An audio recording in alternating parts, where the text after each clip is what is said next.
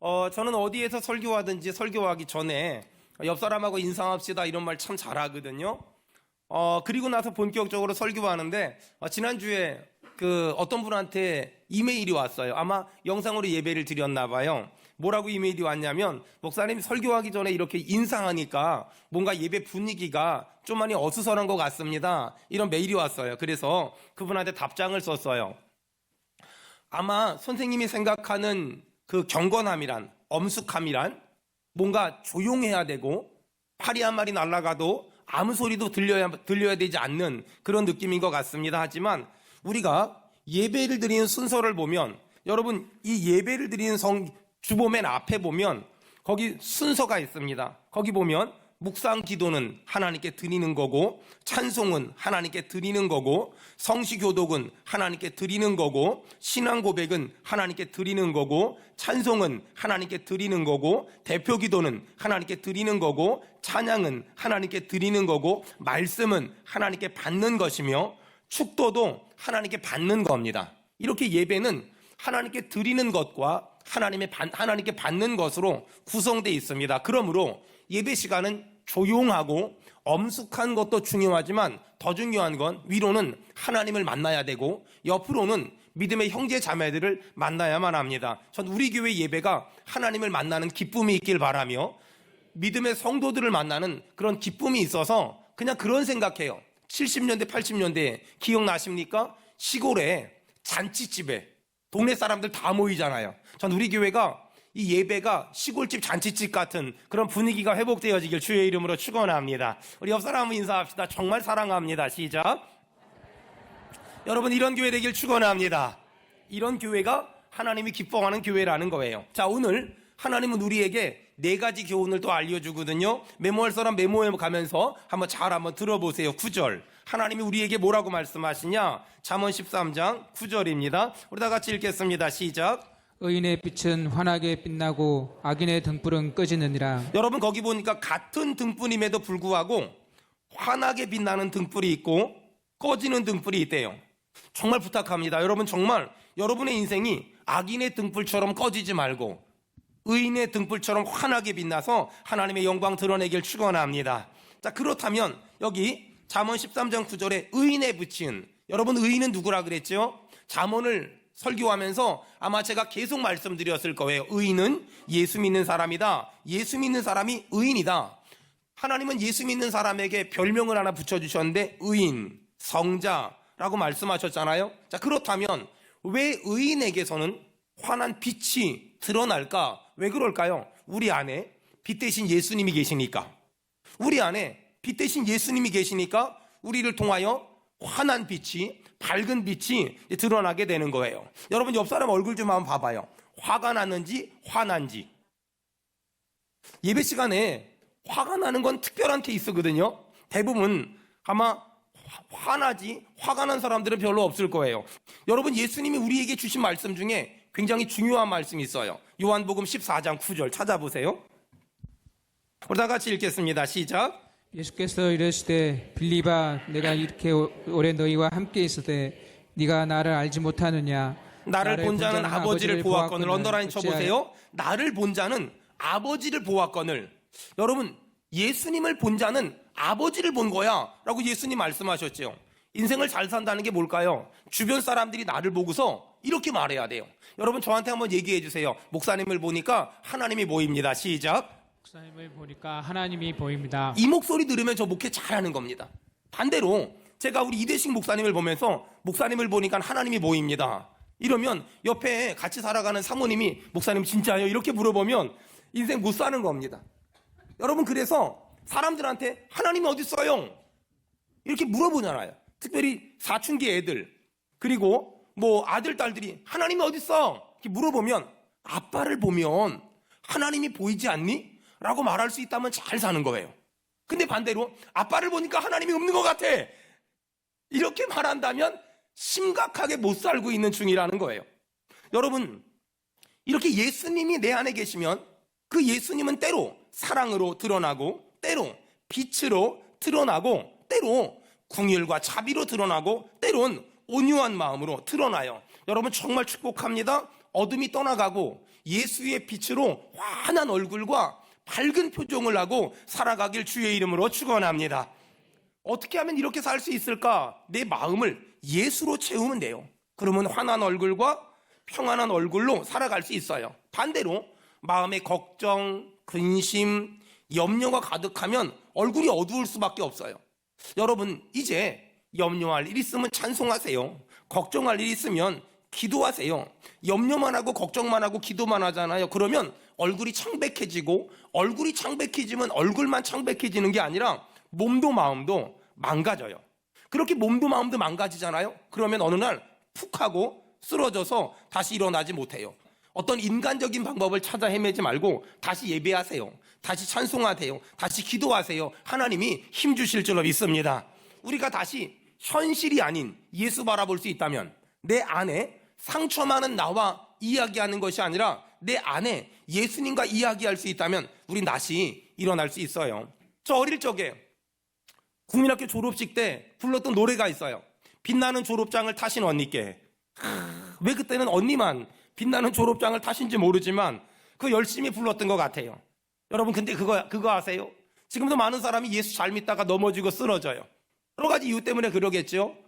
여러 가지 문제를 만나서 그렇겠지만 결국은 그 문제 때문에 넘어지는 게 아니에요. 어떤 사람은 그 문제 때문에 더 예배하고 더 기도하고 더 찬송하면서 힘을 내는 사람이 있거든요. 근데 어떤 사람은 그 문제 때문에 마음이 무너지니까, 마음이 낙심해버리니까 더 이상 일어날 힘이 없는 거예요. 우리 주변을 조금만 돌아보면 문제 때문에 넘어진 게 아니라 마음이 무너져서, 마음이 약해져서, 소망이 없어서, 희망이 없어서 넘어져 있고 쓰러져 있는 사람들이 굉장히 많을 거예요. 여러분, 그들을 여러분 일으켜주세요. 여러분, 그들에게 손 내밀어서 다시 한번 힘내자고 얘기하세요. 분명한 건 주님 앞에 가면 주님이 빛난 면류관 주실 줄로 믿습니다. 우리가 어떻게 하나님의 영광을 위해 살까? 우리는 어릴 적부터 무엇을 먹든지 마시든지 하나님의 영광을 위해 살아야만 합니다. 이런 이야기를 진짜 많이 들었어요. 자, 그렇다면 어떻게 사는 것이 하나님의 영광을 위해 사는 걸까? 저처럼 목사 되고 선교사 되면 하나님의 영광을 위해 사는 걸까? 그렇지 않아요.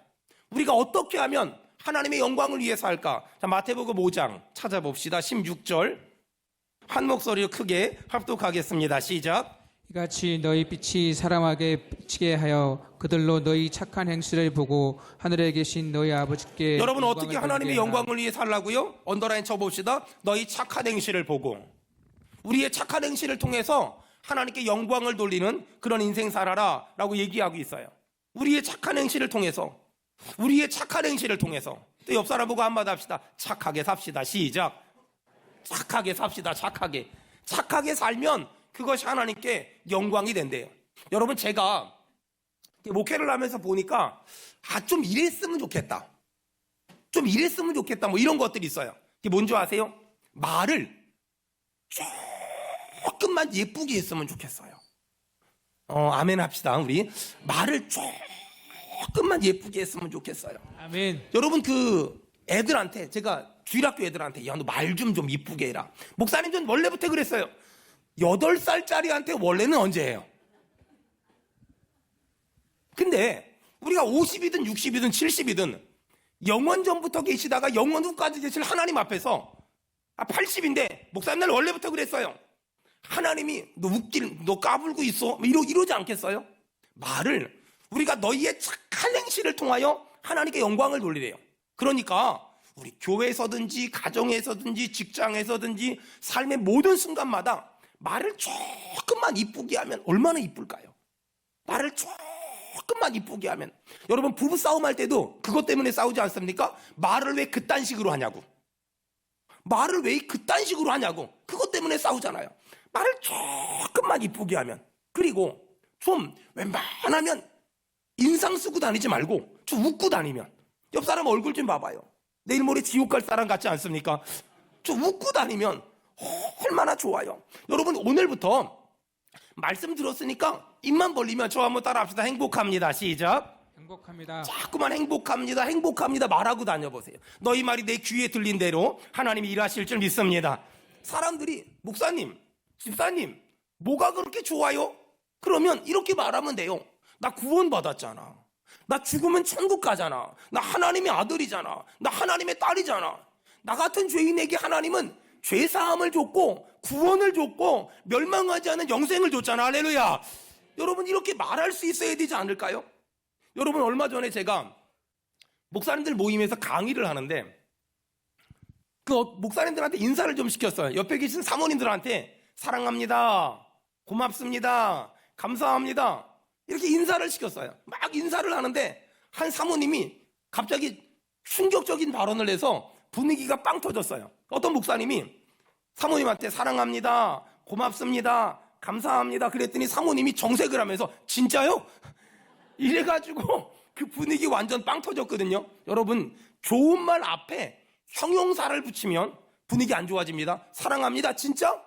고맙습니다 진짜? 그냥 사랑합니다 아멘, 고맙습니다 아멘, 당신은 참 소중한 사람입니다 아멘 이렇게 말하면 돼요. 사람들이 아니 요즘에 이렇게 먹고 살기 힘든데 뭐가 그렇게 행복해요? 저 예수님 믿어요. 제 안에 예수님 계세요. 지금도 예수님은요 저와 동행하십니다. 이렇게 자꾸만 말할 수 있어야 돼요. 여러분 그런 말을 예수 안 믿는 사람이 듣잖아요. 그럼 고민하기 시작할 거예요. 아니 나는 돈도 많고 많이 배웠고 집도 있고 차도 있고 가족도 있는데 별로 안 행복한데 저 사람은 나보다 아는 것도 없고 가진 것도 없고 배운 것도 없는 것 같은데 왜 저렇게 행복해 보이지? 집에 가서 막 고민하다가 돌아오는 주일날 스스로 교회 와서 등록하고 저도 예수님 좀 믿어보면 어떨까요? 여러분 이런 역사가 우리의 얼굴 표정으로 우리의 말투로 나오길 주의 이름으로 축원합니다. 전 그것이 신앙생활이라고 생각해요. 여러분 성경에 너무너무 힘든 현실임에도 불구하고 날마다 웃고 다녔던 사람이 누굴까요? 빌립보 감옥에 갇혔던 바울과 실라. 아니 이 두 사람은 지하 감옥에 갇혔음에도 불구하고 날마다 웃고 다닌 거예요. 그 모습을 보고 간수가, 요즘 말로 말하면 교도관이잖아요. 이 간수가 뭐가 이해가 되지 않았나 봐요. 나는 감옥 밖에 있는데도 웃을 일이 없는데 저 사람들은 어떻게 감옥 안에 있는데도 웃고 다니지? 나중에 간수가 바울과 실라 찾아와서 물어보지요. 어떻게 하여야 구원을 받을 수 있습니까? 그러자 바울과 실라가 뭐라고 대답하지요? 저 한번 따라합시다. 주 예수를 믿으라. 그리하면 너와 내 집이 구원을 받으리라. 여러분 제가 구원을 받으리라 하면 크게 아멘 합시다. 구원을 받으리라. 아멘. 구원을 받으리라. 아멘. 아니 간수는 너무 궁금했던 거예요. 분명히 감옥 안에 있는 저 사람들이 왜 저렇게 웃어? 왜 저렇게 웃고 다녀? 여러분 누군가 저를 보고 누군가 여러분을 보고 뭐 좋은 일 있어요? 왜 그렇게 웃고 다녀요? 신앙생활 잘하는 사람. 누군가 저를 보고 누군가 여러분을 보고 무슨 걱정 있어요?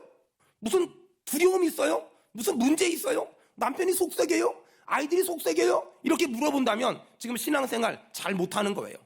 여러분 한번 생각해 봐봐요. 목사님들이 저를 보면 늘 물어보는 게 있어요. 목사님은 목회하는 게 그렇게 좋아요? 전 정말 좋아요. 전 제가 목사라는 게 너무 좋고 제가 목회하는 게 너무너무 좋아요. 그러면 목사님들이 꼭 하는 말이 있어요. 목회하는 걸 좋아하는 목사님을 참 오랜만에 본대요. 여러분 근데 생각해봐요. 제가 목회하는 걸 좋아해야 여러분도 좋지. 제가 맨날 인상 쓰고 있으면 여러분 뭐가 좋겠어요? 마찬가지예요. 여러분이 신앙생활 하는 게 너무너무 좋아 보여야 저도 좋고 여러분의 아들, 딸도 아빠가 믿는 예수 믿고 싶고 엄마가 믿는 예수 믿고 싶지 않습니까? 여러분 다시 한번 내 얼굴 표정이 어둡다면 다시 한번 내 안에 예수님이 계시다는 믿음을 가지고 현실과 상관없이 힘을 내길 바라며 용기를 내길 바라며 담대함을 갖길 축원합니다. 어떤 목사님 얼굴 표정을 보면 내일 모레 교회 문 닫을 사람 얼굴 표정이에요. 근데 어떤 성도님 얼굴 표정을 보면 복권 받은 사람 같은 얼굴 표정인 사람들이 너무나 너무 많아요. 내 안에 예수님 계시잖아요. 다시 얼굴 표정이 회복돼야 돼요. 다시 마음가짐이 회복돼야 돼요. 다시 목소리가 회복돼야 돼요. 여러분 우리는 빛의 사람, 내 안에 예수가 있으니까 우리는 빛의 사람이잖아요. 전 여러분과 제가 빛의 사람으로서 어둠을 물리치고 어두워서 못 보는 백성에게 복음의 빛을 비추는 그런 하루하루 살기를 주의 이름으로 축원합니다. 주의 이름으로 축원합니다. 아멘. 자, 그 다음 하나님 두 번째 우리에게 어떤 교훈을 주시냐 10절. 자, 잠언 13장 10절입니다. 우리 다 같이 읽겠습니다. 시작. 교만에서는 다툼만 일어날 뿐이라 겉면을 듣는 자는 지혜가 있느니라. 여러분 거기 보니까 교만이 뭘까? 10절을 근거로 교만이 뭐냐면 권면을 듣지 않는 것. 교만은 권면을 듣지 않는 것이 교만이에요. 권면을 듣지 않는 것. 반대로 지혜로운 사람은 어떤 사람일까요? 권면을 듣는 것. 누군가 나를 사랑해서 해주는 권면을 들으면 지혜로운 사람, 듣지 않으면 교만한 사람. 자, 잠언 13장 거기 10절에 보니까 다툼은 언제 일어날까요? 교만한 사람들이 있으면 다툼이 일어나요. 모든 다툼의 뿌리에는 교만이 일어납니다. 여러분, 만일 어떤 사람이 나는 겸손하다고 주장하면서 가는 곳마다 다툼을 일으킨다면 죄송합니다만 그 사람은 교만한 사람이 틀림없습니다. 저는 저와 여러분들이 단 한 사람도 교만한 사람이 없길 바라며 겸손한 사람으로 우리 교회가 충만하길 축원합니다. 여러분, 겸손한 사람이 절대 하지 않는 게 하나 있습니다. 그게 뭐냐면 안 싸워요. 겸손한 사람은 어떤 경우에도 안 싸워요. 반대로 교만한 사람은 가는 곳마다 싸우고 만나는 사람마다 싸워요. 왜 그럴까요? 교만한 사람은 어디를 가나 자기가 대장을 해야 돼요. 그리고 어디를 가나 자기 말을 사람들이 다 들어야 한다고 생각을 해요. 착각이죠. 착각이에요. 목회를 하다 보면 재밌는 일을 진짜 많이 겪거든요. 어떤 사람은 대장 시켰다고 시험 들고, 어떤 사람은 대장 안 시켰다고 시험 들고, 정말 어느 장단에 춤을 춰야 될지 모를 때가 너무나 많아요. 여러분 잘 들어보세요. 교회 직분은 하려고 애쓸 필요도 없고 안 하려고 애쓸 필요도 없고 그냥 순리대로 살아가면 가장 그게 자연스러운 거예요. 여러분, 저는요 어느 모임을 가든 항상 말석에 앉아요. 항상 말석에.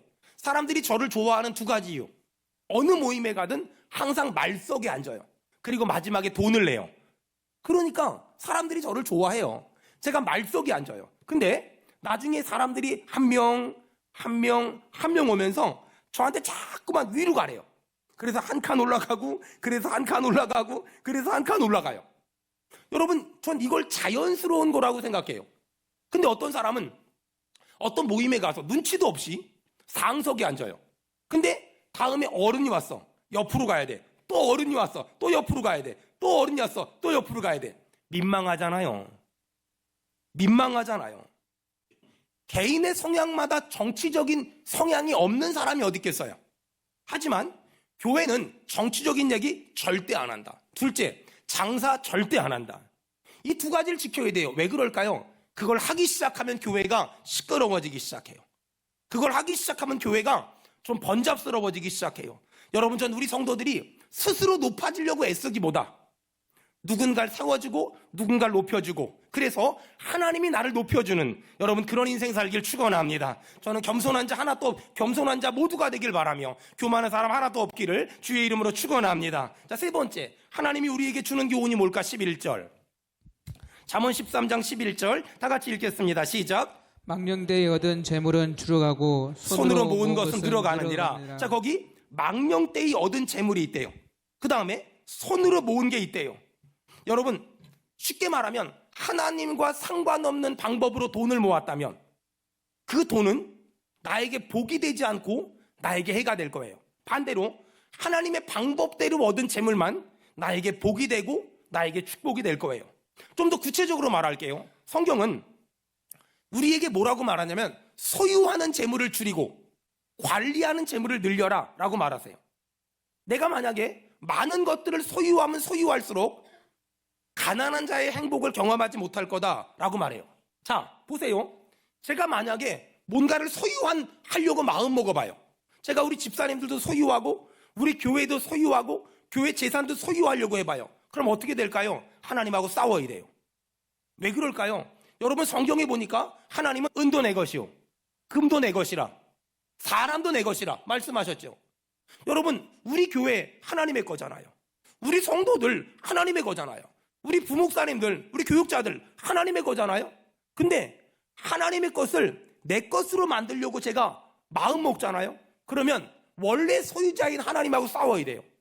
여러분, 이 세상에 하나님하고 싸워서 이길 수 있는 사람이 있을까요? 없을까요? 없어요. 이 세상에 하나님하고 싸워서 이길 수 있는 사람은 한 명도 없어요.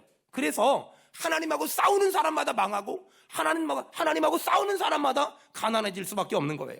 아주 가끔 다른 교회에서 일어난 힘든 이야기들을 듣게 될 때가 있어요. 뭐 이런저런 그 힘든 이야기를 듣지만 여러분, 그 원인은 굉장히 간단해요. 누군가 성도들을 내 사람 만들려고 하니까, 누군가 교회 재정을 내 맘대로 쓰려고 하니까, 누군가 교회 재산을 내 걸로 만들려고 하니까, 그러니까 싸우는 거예요. 아니, 성도들은요 하나님의 거잖아요. 교회 재정이요 하나님의 거잖아요. 교회 재산이요 하나님의 거잖아요. 근데 그걸 특정한 사람이 자기 맘대로 사용하려고 하니까 그때부터 싸움이 일어나고 갈등이 일어나는 거예요. 여러분, 근데 성도들만, 교회 재정만, 교회 재산만 하나님의 것일까? 내 주머니에 있는 건도 내 소유가 아니라 내 관리라는 걸 인정해야 돼요. 내가 소유하려고 하면 하나님하고 싸워야 돼요. 근데 내가 잘 관리하려고 하면 누구 뜻대로? 하나님의 뜻대로. 그러면 싸울 일이 없어요. 자, 그렇다면 어떻게 하면 하나님이 주신 모든 것들을 잘 관리할 수 있을까? 어떻게 하면 하나님이 주신 것들을 잘 관리할 수 있을까? 여러분, 구체적으로 말할게요. 입금과 출금이 하나님의 방법대로 되어져야 돼요. 다시 말해서 여러분, 잠언 13장 11절에 망령때의 얻은 재물이 내 통장에 입금되면 안 돼요. 망령때의 얻은 재물이 내 통장에 입금되면 안 돼요. 보세요. 자, 저 보세요. 여기 물이 있잖아요. 제가 마실 수 있는 물이거든요. 그런데 이 물 속에 제가 막 비듬을 털어가지고 떨어졌어요. 마실래요? 안 마실래요? 리대식 목사님, 마실래요? 안 마실래요? 불순종이에요. 여러분, 세상에 이 물이 아무리 프랑스 에비앙 생수일지라도 여기에 비듬 몇 개 떨어지면 아무도 안 마셔요. 여러분, 근데 있잖아요, 내 통장에 내가 그동안 손으로 수고해서 얻은 돈이 100만 원, 1000만 원이 있을지라도 이 돈은 정말 내가 피땀 흘려 번 돈이에요. 근데 내가 누군가에게 10만 원 뇌물을 받아가지고 여기 딱 합해버리잖아요. 그러면 여기 있는 100만 원, 1000만 원은 거룩한 돈, 손으로 수고하여 얻은 돈이 아니라 오염돼 버리면 이 돈조차도 내 돈이 아니고 이거는 병든 돈이 되고 타락한 돈이 되고 더러운 돈이 될 수밖에 없어요. 망령때의 얻은 재물은 그것만 나에게 손해를 끼치는 것이 아니라 그동안 내가 모은 돈을 손에 끼치고 그동안 내가 살아온 삶을 다 부정해버려요. 여러분, 그래서 내 통장에 아무 돈이라고 모든 돈을 다 입금되게 내버려두면 안 돼요. 만약에 망령때의 얻은 돈을 내 통장에 입금해버리잖아요. 그러면 그동안 내가 살아온 삶이 부정받을 수밖에 없고 그동안 내가 애써서 벌어온 돈들이 전부 다 변질될 수밖에 없어요. 여러분, 전 우리 성도들이 망령때의 얻은 돈으로 살려고 고민하지 말고 하나님이 주신 복으로 살기를 주의 이름으로 축원합니다. 자, 마지막 하나님이 우리에게 주시는 기가 막힌 교훈 19절, 잠언 13장 19절입니다. 우리 다 같이 읽겠습니다. 시작. 소원을 성취하면 마음에 달아도 미련한 자는 악에게서 떠나기를 싫어하느니라. 소원을 성취하면 언더라인 쳐보세요. 마음에 달아도. 저는 막 너무너무 기대가 돼요.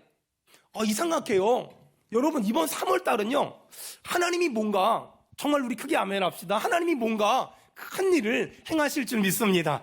막 이번 3월달은요 제가 초하루 특세 설교하는데 너무너무 막 가슴이 쿵쾅쿵쾅 뛰면서 무슨 일이 있을라 그러지? 무슨 좋은 일이 있을라 그러지?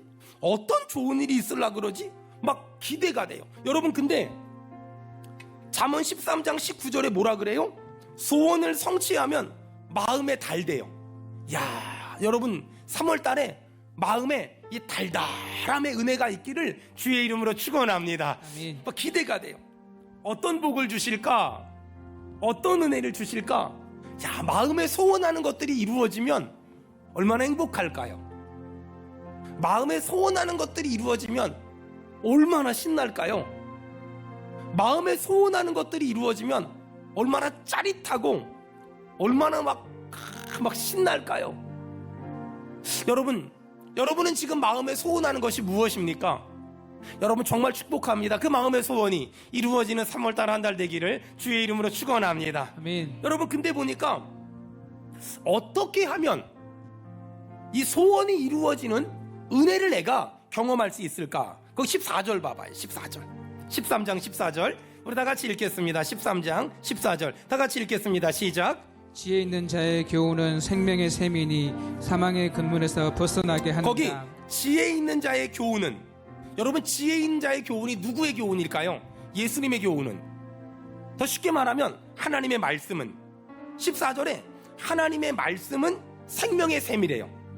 하나님의 말씀은 와 생명의 샘이래요. 그러니까 하나님의 말씀을 붙잡고 살아가잖아요. 그러면 우리는 생명샘을 만날 수 있고 생명수를 마실 수 있고 생명나무를 볼 수 있고 생명나무의 과실을 따먹는 그런 은혜를 경험하게 될 거예요. 여러분 그래서 신앙생활이 뭡니까?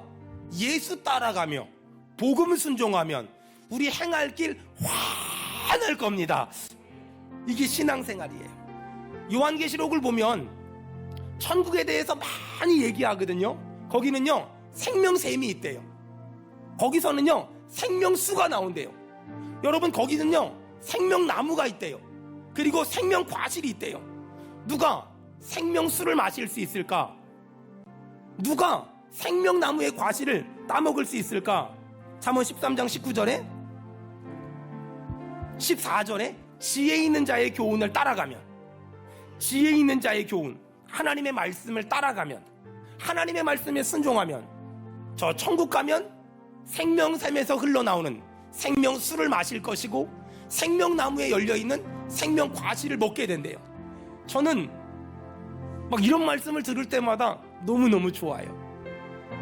이야 얼마나 좋을까, 얼마나 좋을까, 저 천국 얼마나 좋을까, 저 천국 얼마나 좋을까. 근데 여러분 지혜 있는 자의 말씀에 순종하면 죽어서만 생명수를 마시고 죽어서만 생명나무 과실을 먹는 게 아니라 이 땅에서도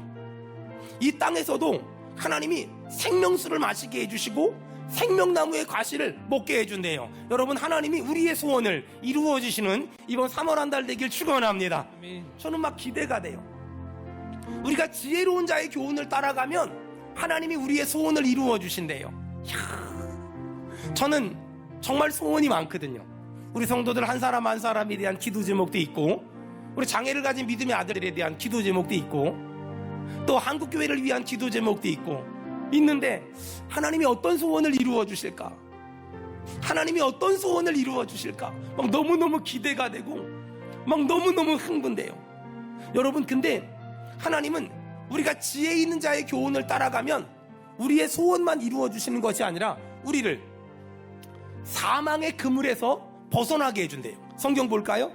자, 잠언 13장 19절 소원을 성취하면 마음에 달아도 미련한 자는 악에서 떠나기를 싫어하느니라. 그리고 14절 우리 다 같이 한번 14절 읽겠습니다. 시작. 지혜 있는 자의 교훈은 생명의 샘이니 사망의 그물에서 벗어나게 하느니라. 지혜 있는 자의 교훈은 생명의 샘이니, 다시 말해서 하나님의 말씀을 따라가면 우리가 생명수를 마실 수 있고 우리가 생명나무의 과실을 먹을 수 있대요. 또 하나, 하나님의 말씀을 따라가면 사망의 그물에서 벗어나게 된대요. 야, 하나님의 말씀을 따라가면 사망의 그물에서. 여러분들은 어떻게 생각할지 몰라도요, 저는요 마약은 나쁜 거라고 생각해요. 마약은 아주 많이 나쁜 거라고 생각해요. 여러분 저 외국에 가면은요, 특별히 뭐 선진국들도 그렇지만 좀 어렵게 사는 나라들 있잖아요. 의외로 마약이 보편화돼 있어요. 혹시 왜 그런 줄 아세요? 먹을 게 없으니까, 배가 고프니까 마약을 먹게 한 다음에 그 다음에 배고픈 걸 못 느끼게 하는 거예요. 너무나 속상하죠. 너무나 가슴 아프죠. 근데 이렇게 마약이 보편화돼 있어요. 근데 여러분 마약은 좋은 게 아니에요. 마약은 나쁜 거예요. 여러분 동의하십니까? 마약은 나쁜 거예요. 근데 문제는 뭔 줄 알아요? 어떤 사람의 눈에는 마약이 좋은 것이라고 느껴진다는 거예요. 마약이 재밌는 거라고 느껴진다는 거예요. 마약이 한 번 정도는 경험해 볼 만한 것이라고 느낀다는 거예요. 왜 그럴까요? 왜 저에게는 마약이 나쁜 거라고 생각되는데 어떤 사람은 마약이 재밌는 거 아니야? 이렇게 느낄까요? 왜 저는 마약을 나쁜 거라고 생각할까요? 저는 어릴 적부터 지혜 있는 자의 교훈, 하나님의 말씀을 계속 들었기 때문에 마약은 나쁜 거야, 이게 제가 가진 분명한 원칙이에요. 근데 어릴 적부터 하나님의 말씀을 지속 반복해서 듣지 않은 사람들은 마약 그거 재밌겠다, 이렇게 말도 안 되는 생각을 하게 되는 거예요. 여러분, 저는요 술 취함, 방탕, 음란, 외도, 여러분 아주 나쁜 거라고 생각해요. 여러분 동의하시죠? 저는 그거 아주 나쁜 거라고 생각해요. 근데 문제는 어떤 사람들은 그거 꽤 재밌는 거 아니야? 그거 꽤 신나는 일 아니야? 그거 꽤 기분 좋은 일 아니야? 이렇게 생각하는 사람이 있어요. 왜 그럴까요? 저는 어릴 적부터 지혜로운 자의 교훈, 하나님의 말씀을 지속해서 반복해서 들었기 때문에 술 취함, 방탕, 바람, 외도, 뭐 그런 것들, 이런 것들이 나쁜 거라고 생각해요. 제 눈에는 사망의 그늘로 보이고 그걸 따라가면 난 불행해져 라는 생각이 있어요. 근데 어떤 사람은 그런 것들 말하면 와 어디야 어디, 그런 것들 말하면 뭐 어디야 어디, 이렇게 말하면서 흥미를 갖고 관심을 갖는 사람들이 꽤 많아요. 여러분, 이게 중요한 거예요. 어릴 적부터 지속해서 반복해서 지혜 있는 자의 교훈을 들은 사람은 마약은 나쁜 거야, 술 취한 방탕, 외도, 바람, 이거 나쁜 거야, 이게 딱 각인돼 있어요. 하지만 지혜 있는 자의 교훈을 듣지 않고 자란 사람들은 그런 거 재밌지 않겠어? 꽤 신나는 일 같은데 어디서 할 수 있어? 어딜 가면 할 수 있어? 누굴 만나면 할 수 있어? 이런 잘못된 생각을 갖는다는 거예요. 여러분, 저는 여러분들의 눈에 나쁜 것이 나쁘게 보이길 바라며 좋은 것이 좋게 보이기를 주의 이름으로 축원합니다.